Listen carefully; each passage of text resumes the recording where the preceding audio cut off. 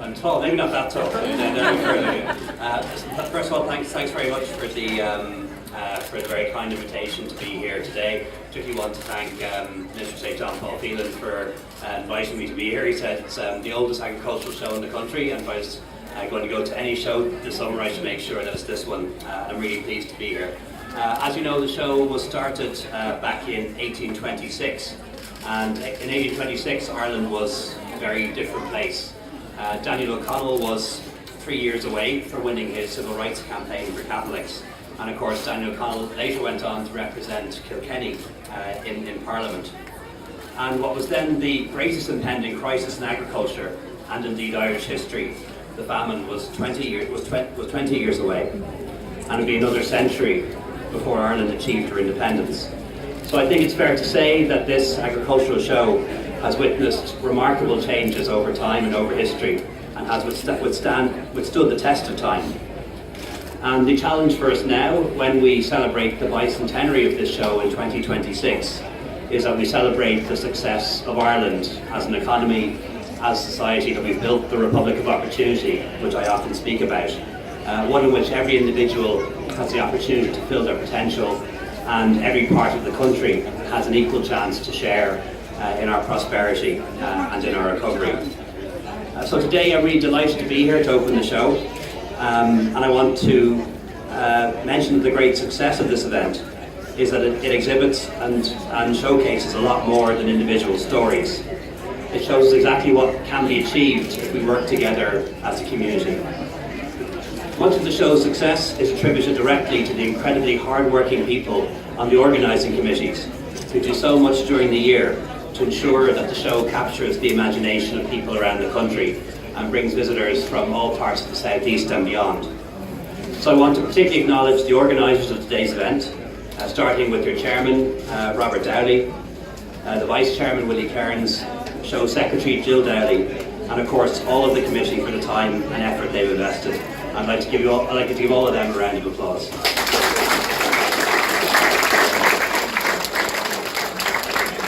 And I know that today is just a culmination of a great deal of voluntary work, which represents the very best of the cooperative spirit that's so integral in rural Ireland. And I want to give a special thanks to the many volunteers who've been involved today, because without them, of course, today would be impossible. Shows like this, as you all know, play a very important part in the social calendar of the farming community, and this one is no different. And in recent years, shows have adapted to attract a diverse cross-section of people. The tradition of neighbours, townspeople coming together for a wonderful event such as this is a great feature of life, and says everything that is good about this area. And I believe one of the greatest values is their potential to educate us all about farming, about food, about rural life. And this is especially important when the agri-food sector is a key driver of our economy and export earnings.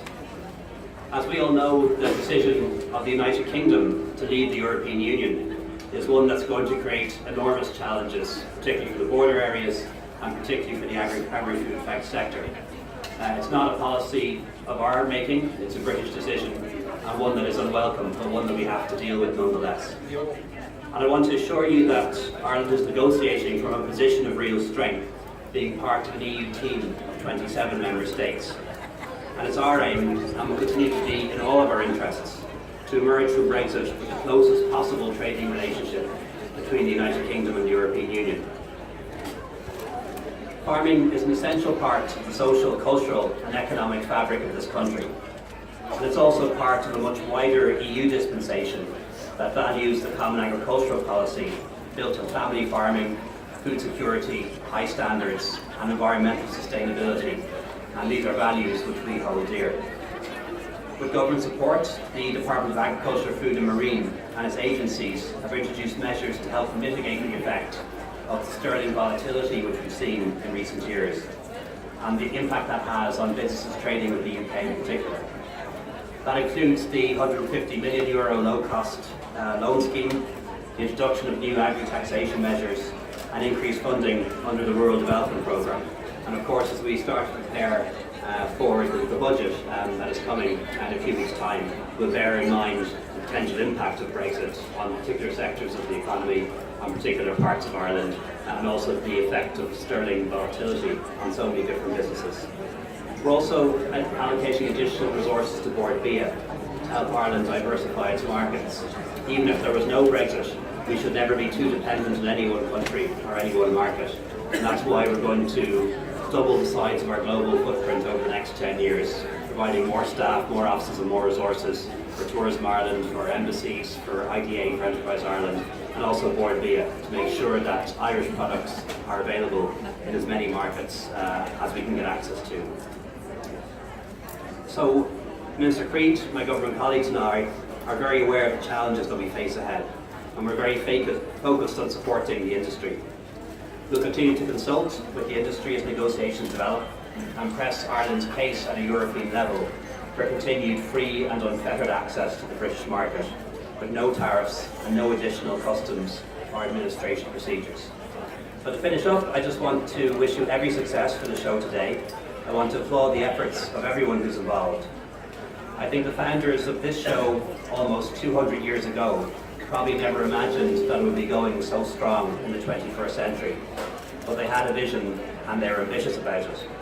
So in that spirit, I think we should be ambitious for the future of Irish agriculture, for our food sector, our communities, and for Ireland in the years ahead. It's an opportunity to celebrate the promise of the future, and it's my very great pleasure to declare the show officially open. Thank you.